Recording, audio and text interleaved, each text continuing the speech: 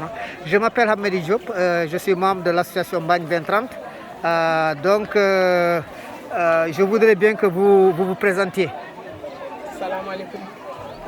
En français ou en pula? En français de préférence, parce que vous avez un site internet. Assalamu alaikum. Bonjour, moi je m'appelle Madame Gadio Binta Mamadou.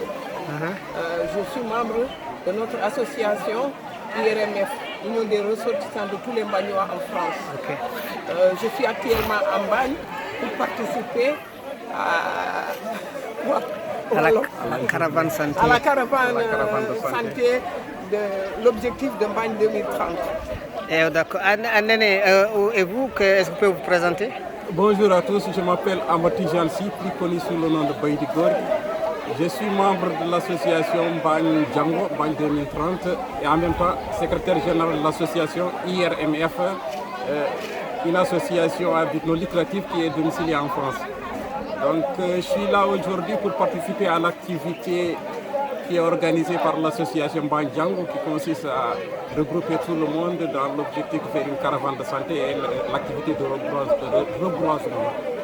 Voilà. Donc ici, aujourd'hui, nous sommes en Bagne, au niveau des locaux de la mairie. Qu'est-ce que vous avez observé depuis ce matin? Depuis ce matin, on a constaté qu'il y a une foule immense qui est venue chercher des soins. Moi, je suis là depuis 6 h du matin. J'ai déjà inscrit au moins 150 personnes sur la liste des femmes et 60 personnes sur la liste des hommes qui sont venus chercher des soins.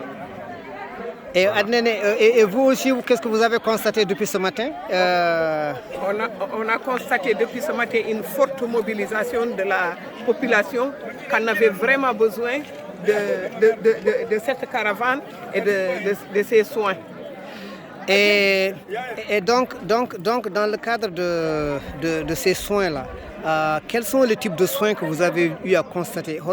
Qu'est-ce que les gens de la caravane ont amené ici? On a constaté une grande mobilisation du côté des soins dentaires. Il y a beaucoup plus de personnes du côté soins dentaires. Il y a d'autres qui sont aussi dans la consultation générale, tout ce qui est en fait thrombose et douleurs et tout. Et donc aussi, il y a une autre partie aussi qui sont dans le domaine en fait tout ce qui est diabète.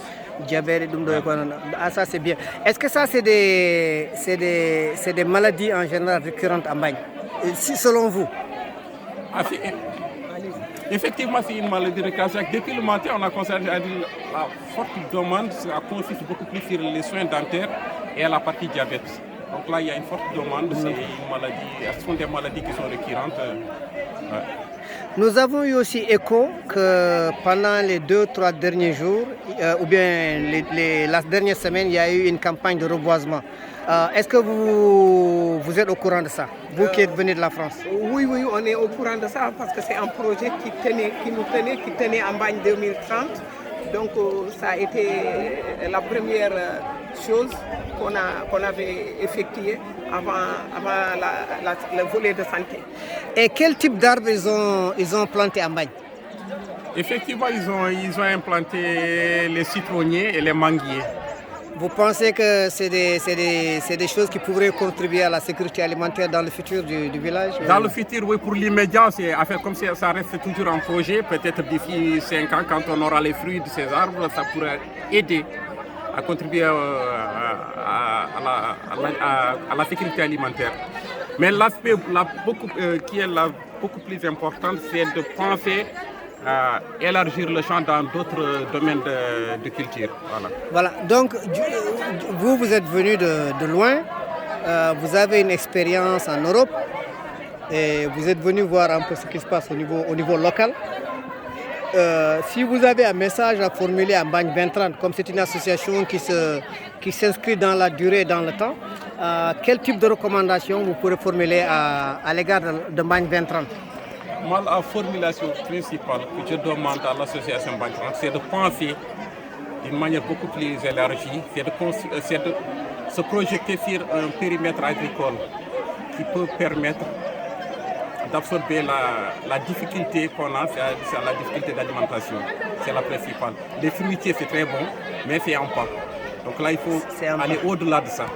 C'est de faire un périmètre agricole et tout le monde se retrouve dedans. Et Madame Gadio, vous savez aussi que hier, j'ai vu que vous étiez très active avec l'association des femmes et d'ONG.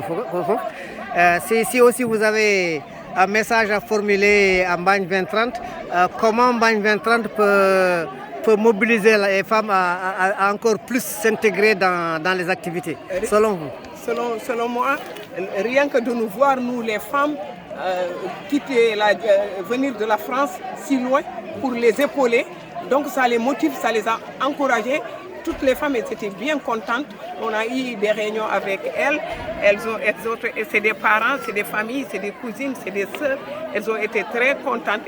Et donc on a espoir quand même, comme c'est la première expérience, elles étaient très contentes. Et en tout cas, merci beaucoup. On est en Bali, on Pelli Djihad. Vraiment, merci beaucoup pour avoir effectué le déplacement de la France jusqu'à ici. Toutes mes vives félicitations et encore mes encouragements pour qu'on continue dans cette lancée. Et vous aussi, merci M. Diop. Vous venez de si loin comme nous, vous venez des États-Unis aussi pour faire toute cette interview, tout ce que vous avez fait depuis hier. À vous aussi, merci.